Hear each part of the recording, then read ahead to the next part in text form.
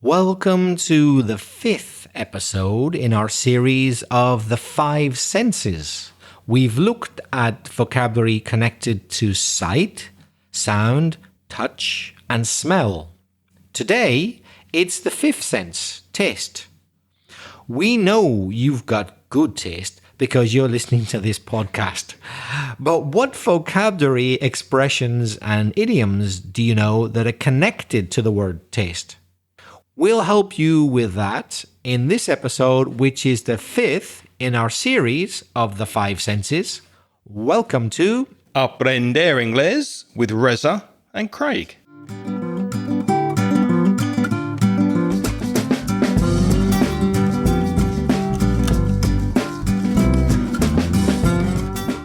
Hi, I'm Reza. And my name's Craig. And you're all very welcome, particularly new listeners. Craig, how are you? I am great, thank you very much, and I'm really pleased to be back podcasting with you. How was your Easter break? You were travelling. We're recording this in April 2025, and you've been away, haven't you? Yes, Easter has just finished, and I went to a country where you've been yourself. I went to Albania, and I know you went there a few years back, didn't you? Yes, I did, with a coach trip with a group of people, so I didn't experience the driving. I think you weren't very happy with the drivers over there. Is there anyone listening from Albania? Do you think you're bad drivers? They're forceful behind the wheel of a car. Let's put it like that. Enthusiastic, let's say. Well, I was in Liverpool. I went with my sister for a few days to the lovely city of Liverpool. I'll tell you something, Reza. Liverpool is so friendly. People listening who are thinking of visiting the UK, yes, you can go to London. It's got some fantastic sights to see. And of course, Reza spoke quite often about Belfast, where he's from. But Liverpool is a beautiful city. And we absolutely had a fantastic time there. We went to see the Beatles stuff because my sister's really, really keen on the Beatles. But everybody was so friendly. I was really impressed by Liverpool. And how did you find the accent there? I love the accent. Obviously, it might be problematic for some people who are not used to hearing English spoken in a Liverpudlian accent. But everybody was so talkative. So if you want to practice English, I definitely recommend going to Liverpool. Well, Craig, shall we get cracking by mentioning once again our good friend Carmen? Because it was her who sent us the suggestion for the last 5 episodes, including this one about the 5 senses. And she's also sent us a voice message. Hi, Reza. Hi, Craig. How are you doing? It's been a while since I sent you my last audio message. Sorry for realizing late that you needed a break from my fest for English. And sorry for my awful imitation of Craig's intonation and pronunciation. I know, I did it terribly, and I apologize for that. Reza, you're not going to believe me, but today, before you mentioned the idea of me having my own podcast, I recorded my first episode. And on the same day, you released your podcast, suggesting I start one. I landed it. And one of the reasons why I did it is because you always say that we have to be active learners if we want to take our English to the next level. Creating a podcast helps you a lot in being immersed in English, and you can also help other people. So thank you for your advice and for being so encouraging. By the way, Reza, I have to say I totally grew up here if that meant I could understand all the song lyrics and even dream in English. Again, thanks a lot for being so helpful, professional, and having that great sense of humor. Take care. Bye.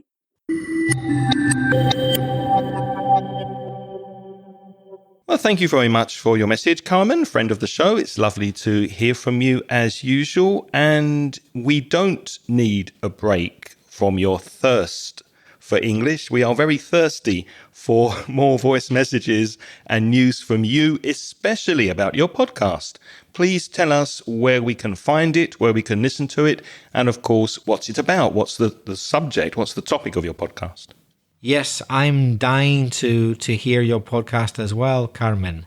And don't grow a beard unless it's absolutely strictly necessary, is my advice. But if it helps, go for it. Why not? I wonder if her podcast's about facial hair. Do you think that's a possibility? Yeah, Maybe. Might be.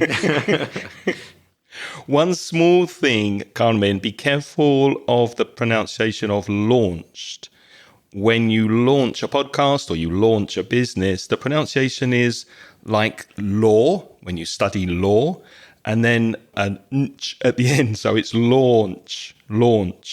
Don't confuse it with lunch that you eat in the middle of the day, which has the sound. So it's lunch that you eat, and launch a rocket or launch a podcast. Okay, so let's recap. And remember, this is all thanks to Carmen, because it was her idea in the first place to talk about the five senses. Craig, can you take us through the five senses?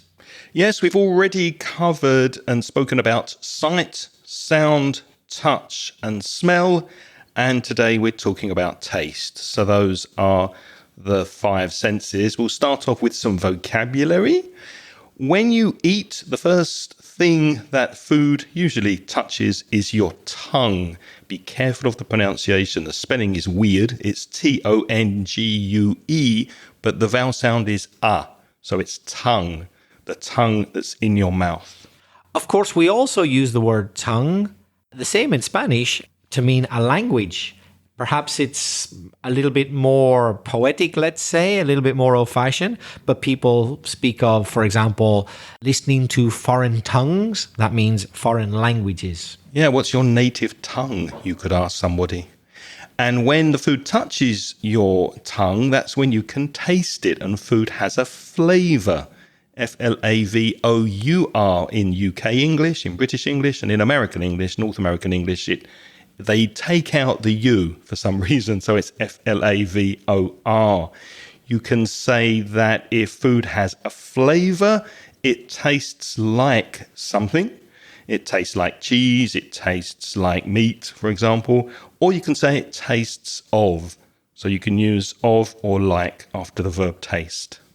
Now, obviously, we need to describe more specifically tastes, so we've got some very important adjectives that we need you to understand. Sweet is when something tastes of sugar. It has a lot of sugar in it, so obviously honey is sweet, or white chocolate is sweet. Notice I say white chocolate because Craig and myself, we're more fans of dark chocolate, which is sweet, but not as sweet as white chocolate. It doesn't have as much sugar. Or milk chocolate. Or milk chocolate, indeed. Then you got the word sour. It'd be interesting to compare our pronunciation here. I would say, if I wanted to exaggerate my Belfast accent, I would say sour.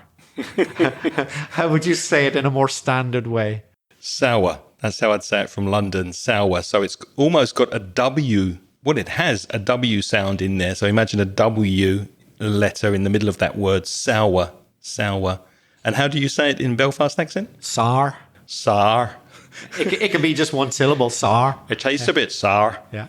Oh, nice. I like that. And Craig, can you give examples of things which, in your opinion, taste a bit sour? Lemon typically tastes sour, and oranges, when they're not sweet, they can taste sour. So I sometimes think of those two as opposites, sweet and sour. Obviously, Chinese food has sweet and sour on the menu, doesn't it? Yeah, but for me, sour can also be dairy products. For example, if you have milk open too long, it will eventually taste sour. It can be things which are citric, like lemon, but it can also be things which are dairy products, which have perhaps a bit bad or have a strong taste to them. Quite often we say are sour as well, don't we? Yeah, that's true. Reza spoke about chocolate, some chocolate being sweet, milk chocolate and white chocolate. But if you have very dark chocolate, let's say 99% cocoa, then that would taste bitter. Bitter, bitter. Now, salty is a word which causes quite a lot of confusion among Spanish speakers because it doesn't mean all things that have salt in them. For example, let's see, bread. A lot of bread needs salt to be made and other things, but I wouldn't describe many breads as salty. However, I would describe anchovies as salty. When you put an anchovy in your mouth, you immediately notice that there's a lot of salt in it. That is the meaning of salty in English. Something which has a lot of salt, not just some salt, because most things really have salt in them, if you think about it, but it's specifically things which have a lot of salt. So anchovies are salty, also cured cod, bacalao, secado, that's very salty. You immediately taste the salt. You can flavour food with different spices, and there's a wide variety of spices that you can use, and they're very lovely when spice gives a food a particular flavour. But the adjective spicy generally means that the food has a very hot taste. Think of Indian food, for example. Indian food is quite spicy. Would you describe food that isn't necessarily hot as spicy if it contained a lot of spice, or would you only use it for very hot food like curry, for example? No, for me, strictly speaking, it can be food which doesn't have that burning sensation, but has a lot of spice. Yeah, why not? So, for example, some Middle Eastern food I find to be spicy, but not particularly hot. It doesn't burn me. There's not a lot of chili in there, but there's other things like cumin, cinnamon, cardamom, spicy, but not hot. So for me, they're not necessarily the same, although they often do go together. Okay, yeah, that's a good point. Food can also be savoury. So we tend to talk about food being sweet or savoury. Let's say you go to a bakery, for example. In Spain, you can go to a bakery and find sweet pastries and cakes, and also savoury food, which isn't sweet. If you think of meat and potatoes together, you could describe that as a savoury meal. The last word is a word which has only really become popular in English in recent decades, the word umami, because as it sounds, it's in fact a Japanese word, which has got into, I think, most languages, including Spanish. I think I know what it means more or less when I taste it, but I would find it quite difficult to describe. How would you describe it? I'm with you on that. I wouldn't know how to describe it. I'd know it if you taste miso soup, which is Japanese soup. That has an umami taste, doesn't it? Yeah, the best thing to do is to go to a Japanese restaurant, eat some miso soup, and then you'll know exactly what umami tastes like, because it's very difficult to describe. Another word which you'll hear a lot is tangy. That's Tangy. That sounds Oriental as well, doesn't it? But it isn't. It's an English word. If something has a tang, it's tangy. That means it has a sharp, slightly sour or acidic taste. So, for example, quite often you will peel an orange, and sometimes it's sweet, but sometimes it's not so sweet. And when it's not so sweet, you might say, oh, this orange is a bit tangy. So is it the same as sour or similar? Not exactly. I would say definitely it involves some kind of citric element. You couldn't say that yogurt is tangy. No. Yogurt could be sour, but you would never say tangy. It's always connected to do with things that are citrusy or acidic, I think. Yeah, for example, if you made your own lemonade at home and you didn't put enough sugar in it, you could say, tastes a bit tangy because it doesn't have enough sugar in it. Although sometimes tangy is good. For example, I love really tangy lemon meringue pie. For me, you can put virtually no sugar in it. So when you eat it, you know how the sides of your mouth will move. I like it. I like it when a lemon meringue pie is like that. Really lemony, really tangy. Do you? You're a strange fellow. No, I don't like that at all. You like it sweet? If we ever are offered that, then you can have my piece of lemon meringue pie. That's not my cup of tea, so to speak. Speaking of oranges, lemons, and citrus fruit, there's an adjective that is citrusy. If something is citrusy, then it tastes of citrus fruit. So you might have a soft drink that tastes citrusy. So citrus, make an adjective by adding the Y.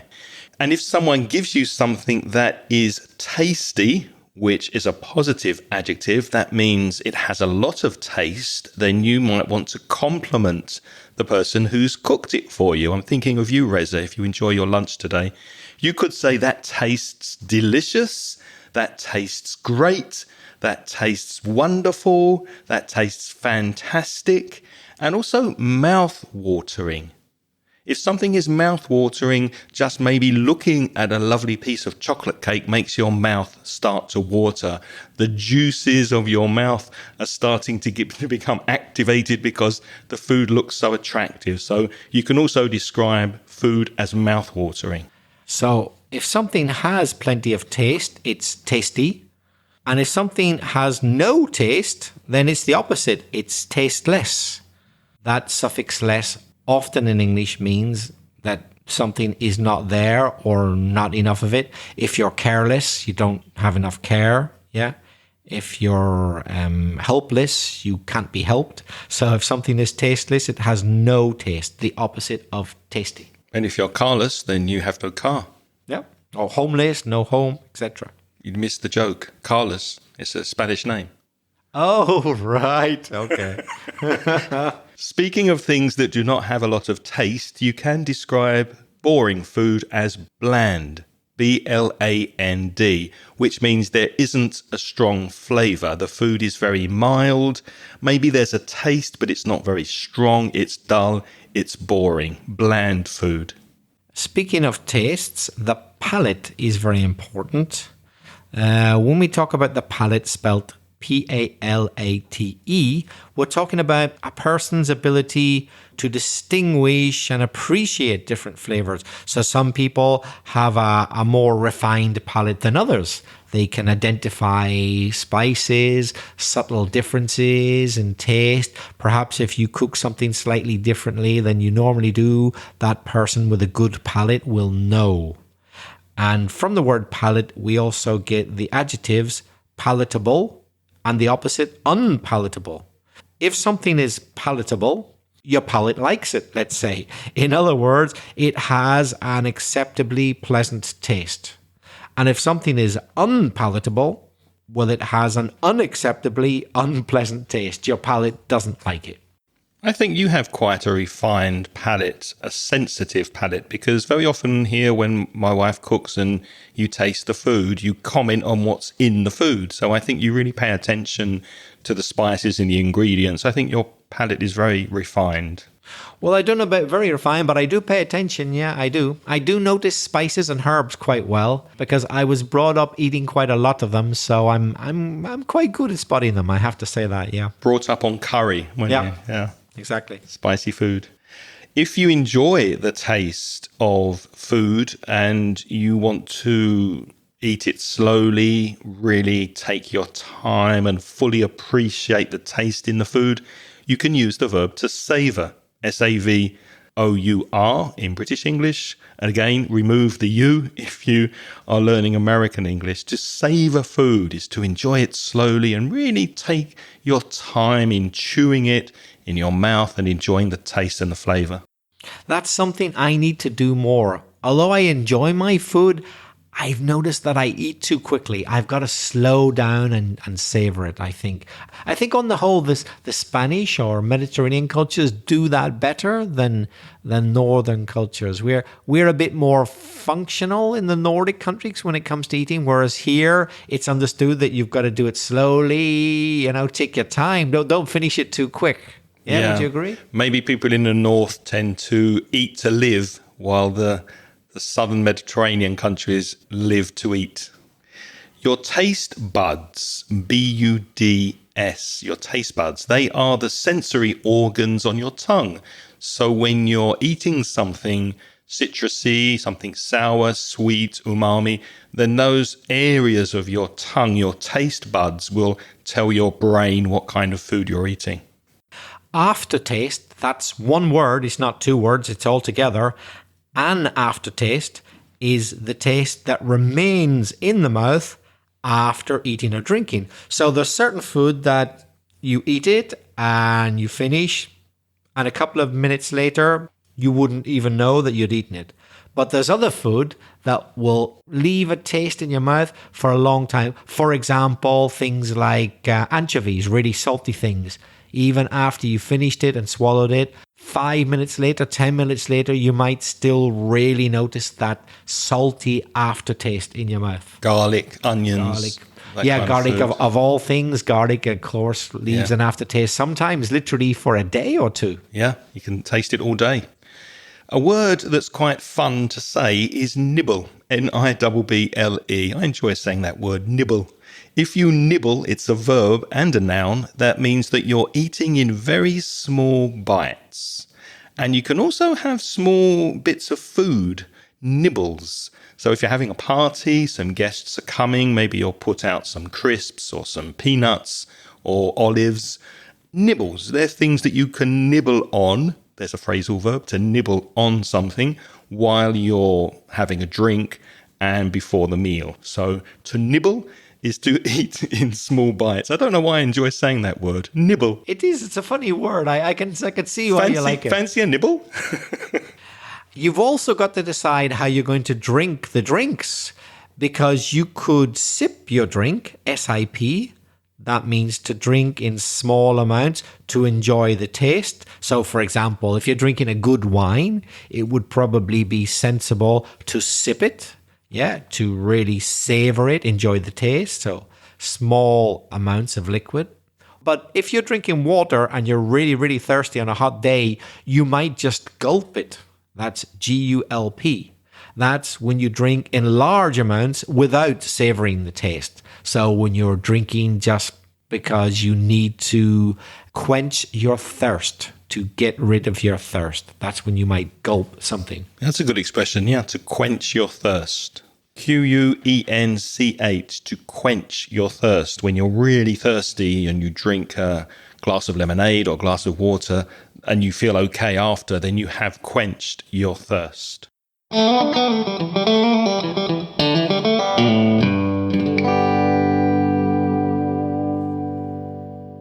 Let's take a quick break here, because I know you listen to this podcast to take your English to the next level. But what about your speaking? Is your fluency improving? Are you happy with your speaking skills? My conversation course focuses on making you a more confident and more fluent English speaker. You'll join me and a small group of motivated students, and we'll meet on Zoom and have topical discussions, role plays, debates, and presentations that will expand your vocabulary and help you express yourself effectively in English. So be proactive and take the first step towards becoming a confident and fluent English speaker. Send me an email today to craig@inglespodcast.com and I'll send you details of the next online conversation course. Thanks for listening. Now let's get back to the podcast.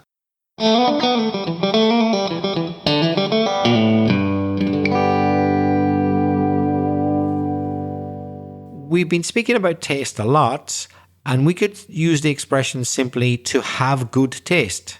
So I think Craig has good taste in food, but also in other things. I think he has good taste in music, for example. Thank you. And other things. So it can be for food, but it can be for anything you like. If you've got good taste in something, your selections of that particular thing are good.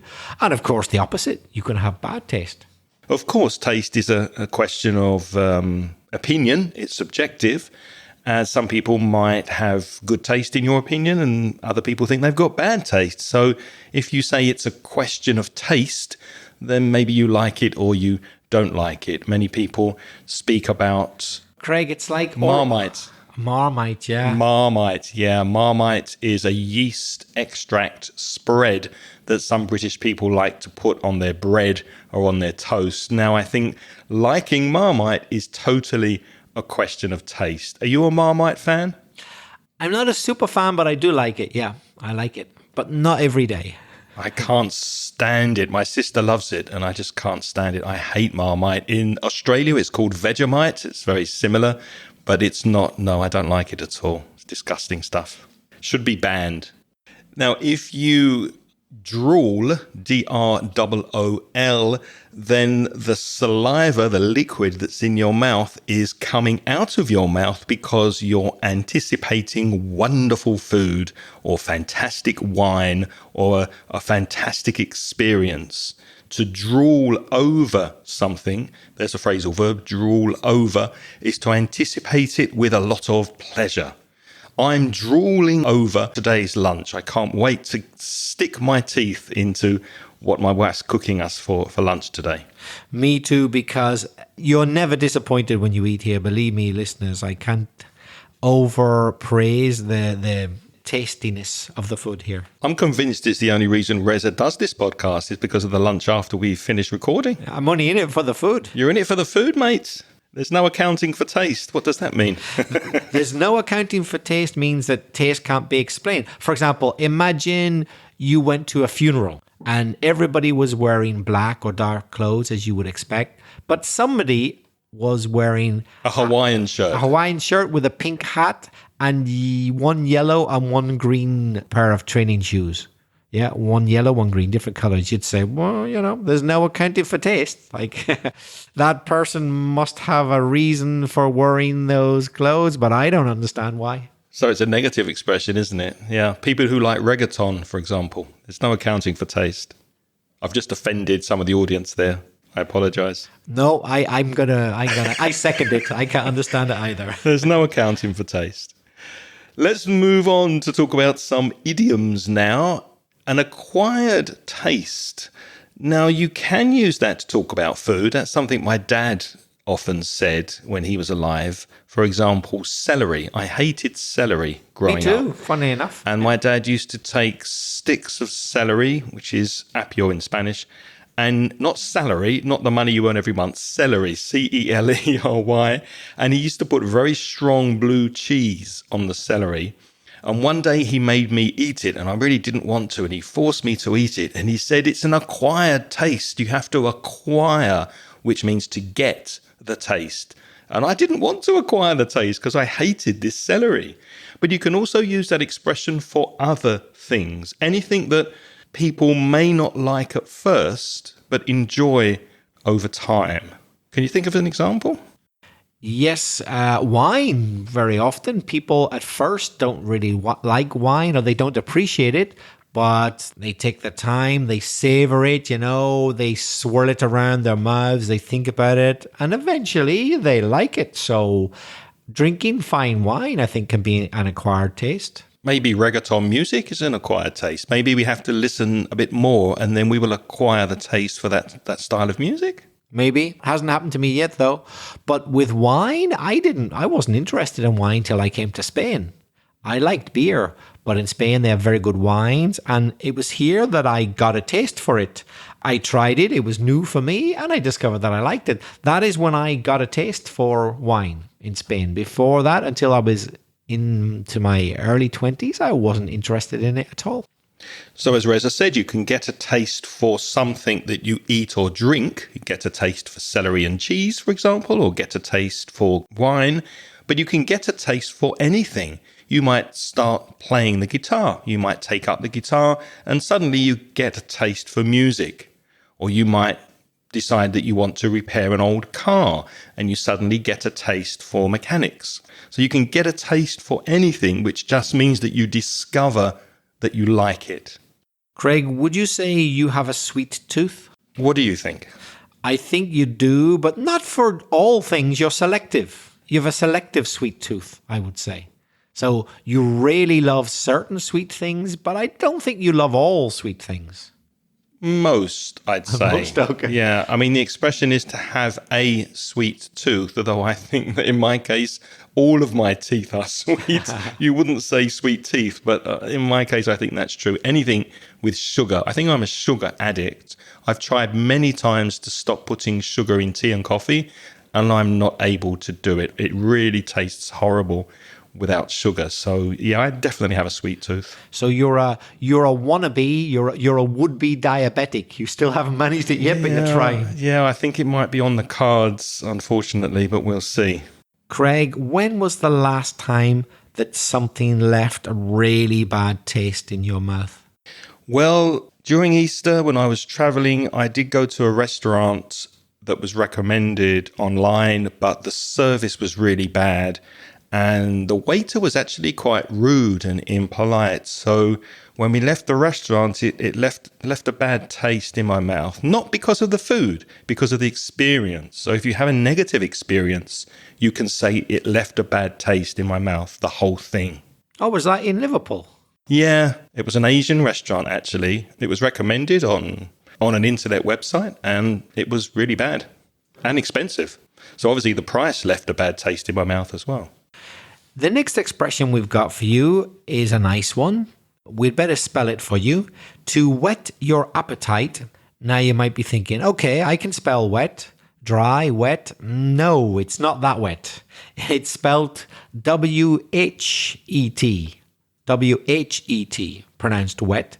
So to whet your appetite is when you have a small amount of food and it makes you want to have more of it. But it can also be used metaphorically for anything. So anything that you have a small amount of and you decide, okay, now I want more of it. For example, imagine I wasn't sure if I wanted to listen to music, but Craig said, no, you really like this group, listen to him. And he put on a record I'd never heard before. And I said, oh yeah, you know what? I really like that. Have you got any more of their stuff? I'd like to hear more. So he has whetted my appetite. Now I want more of it. Do you know what the verb means, to whet? W-H-E-T? Is it to do with sharpening knives? Yes, it is. You're absolutely correct. To sharpen a weapon or to sharpen a knife or a sword is to whet, which makes sense because you're sharpening your appetite. If you nibble on some cheese or olives or nuts, then you're whetting your appetite for the food you're about to eat. Yeah, that's a good point then. So you could use the word sharpen instead to sharpen your appetite, right? And speaking of taste, there's an idiom that is to have a taste of one's own medicine, which means you experience the same bad treatment that's given to others. Let me give you an example. Imagine you have a very strict boss who's constantly criticizing all of the workers for arriving late and saying you must arrive on time, you're always late, this is a problem, and one day the boss arrives late. Well, then you can give your boss a taste of his or her own medicine. You can say, hey, what time do you call this? You've arrived late. So you're returning the same bad treatment to the other person to give someone a taste of their own medicine. We spoke earlier about spice and spicy food. The expression to spice things up, then, you can guess, means to add spice or generally interesting things to food to make it more exciting. But it's often also used metaphorically. When you spice other things up, it simply means to add excitement or variety to something to make it more interesting. For example, conversations. Imagine you were talking about animals, which animals are your favorite. But then you said, well, let's talk about how those animals are killed and prepared. Now you've spiced the conversation up now. That's you're getting into slightly more dangerous territory there. People might be offended. It's not such a simple conversation anymore. Or you could spice things up in the bedroom. Sexy clothes. Yes, it doesn't mean that you throw curry powder all over the place, although you Or might. you might, if that's your thing. If that's your thing, go in for the it. privacy of your own house, go for it. 2 or more consenting adults, let them do what they like, I say.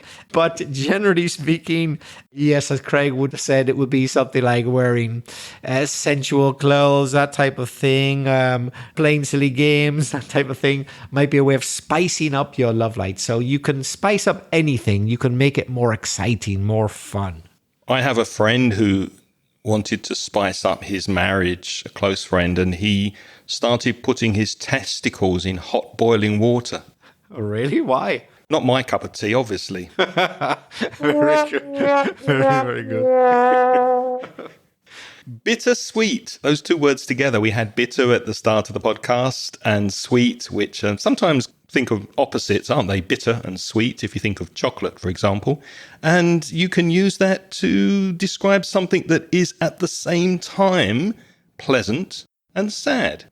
So, for example, imagine you've graduated university and you have a big party and everybody is celebrating the fact that they've got their diploma, but you have to say goodbye to your friends because you're leaving the university. So you could describe that as a bittersweet experience. You're happy and you're sad at the same time. And the last word we've got for you with a connection to taste is a sourpuss. That's S-O-U-R, then P-U-S-S, a sourpuss. And that is a person who complains a lot. Craig, do you consider yourself a sourpuss? I don't, but I think my wife might. I think she might say that I complain a lot. Do you know any sourpusses? Only myself. You're not a sourpuss. I am a bit of a sourpuss. You're not on the podcast anyway. I don't know what you're like at home, but here you're not a sourpuss. I'm a good actor on the podcast. Reza, if you could only eat one type of food, one type of cuisine for the rest of your life, every day, 3 times a day, what would it be and why? Ooh, I wouldn't like to have to do this. I don't want to be able to have just one type of cuisine. Because variety is the spice of life. Exactly. But if I had to, that's different. If I were forced to have only one country's cuisine. Not one country's cuisine, one dish. One dish? One type of food. Oh, crikey. One food. Which is really what's your favourite food, isn't it? Yeah, I don't have an all-time favourite food. I really don't. But if I was forced to, I think I'd probably pick some kind of rice dish because rice is very versatile. You know, it's not too heavy, but it can fill you up. It's nutritional, not fattening. Some kind of rice dish, I guess. So you're on death row. They've asked you what you want for your final meal before they kill you. You would go for paella. No. If I was on death row, I would go for an incredibly expensive piece of meat then, in that case. Took a long time to chew. Yeah. A top quality, yeah. But I wouldn't like to eat that sort of thing every day. What about you? Well, chocolate, obviously. Yeah? Yeah, chocolate. I never get bored or tired eating chocolate. But one of my favourite foods, funnily enough, is chicken. I like roast chicken. I mean, I have no problem eating roast chicken day after day. I'd probably get bored with it eventually, but it's nice. I like chicken. And Craig, how important is presentation when it comes to tasting food for you? Do you think the way it looks affects the way you think it tastes? I think it's important to present food well, but I'm not a foodie. A foodie, food, F-O-O-D-I-E, is a person who's really into food. They really are keen on food. I would describe Reza as a foodie because he cares about what he eats, the quality of the food. He enjoys good restaurants. I enjoy restaurants, but I think there's a limit of price that I'm prepared to pay for food. And I know that haute cuisine, very expensive food, is presented wonderfully, but then you just eat it. I mean, they take so much time in preparation and arranging it on the plate and everything, the work that goes into it, which I appreciate. And I know that's why it's expensive, but I just don't see the value in it. So I think there's a limit for me on how important presentation is. What about you? For me as well, there's a limit on price. Yeah, I'm not prepared to pay any amount of money just because something's really good, even if it is the best in the world. It's a bit like, why don't I have a Ferrari? Because I don't want to spend the money on one, but I won't ever have a better car, but I haven't bought one, or 500 or 5,000 euro or dollar bottles of wine. I'm sure they're very good, but I don't want to spend that amount of money on it. So I do have my limits as well. I would rather spend, though, a little bit more money than get something really cheap and unpleasant in a restaurant. I find it really annoying when I've spent money in a restaurant and I've been thoroughly dissatisfied. That bothers me. I think I wish I'd just spent a couple of euros more and got something decent. Yeah, that makes sense to me too. What's the strangest or most unusual food you've ever tasted? Can't remember. A drink I had recently, though, was pretty unusual, and I'm about to offend lots of people. Sorry, but I really didn't like it. Was it called michelada? A Mexican drink. I thought it was absolutely foul. Is it alcoholic? Yes, it's beer with a mixture of something which includes tomato juice. I didn't like the idea. I still don't, but they convinced me, you got to try it. They said, no, it doesn't, maybe you don't like the sound of it, but you'll like it. And I tried it. I thought, it tastes like some fool has chucked tomato juice into beer. Now, why would you do that? It tasted as bad as I expected. I didn't like michelada. Sorry, didn't like that at all. Did you have it in Albania? No, I didn't, in a Mexican restaurant. Oh, okay. It's Mexican. Yeah, it doesn't sound like my cup of tea either. Craig, you and I are no spring chickens anymore. Do you think food preferences change as people get older? I mean, have your own preferences changed over time? They have, but I don't know if that's connected to age. I don't think so. When I came to Spain, mainly because of my wife, I learned a lot about good food because I didn't really care in the UK about food that much. I had my favourite food, but as many listeners know, the UK isn't famous for its national dishes and its food. The best food in the UK is been eating in foreign restaurants from other countries. But coming here, I learned to appreciate good cheese, good ham, good chorizo, really good rice dishes. So I developed my palate. And that's a lot to do with my wife introducing me to good food. And believe me, listeners, she really does know her food. She really knows what she's doing. I don't know many people who make better food. And now it's your turn to practice your English. Do you have a favorite dish, any type of food that you would be happy to eat forever? We'd be interested to hear your comments. Also, if you have any ideas and suggestions for future episodes. How can people contact us, Reza? The best way, we think, is to leave an audio message. There's a link in the show notes. It's speakpipe.com/Ingles podcast. And through that link, you can leave a message of up to 90 seconds. But Craig, what if somebody wants to write?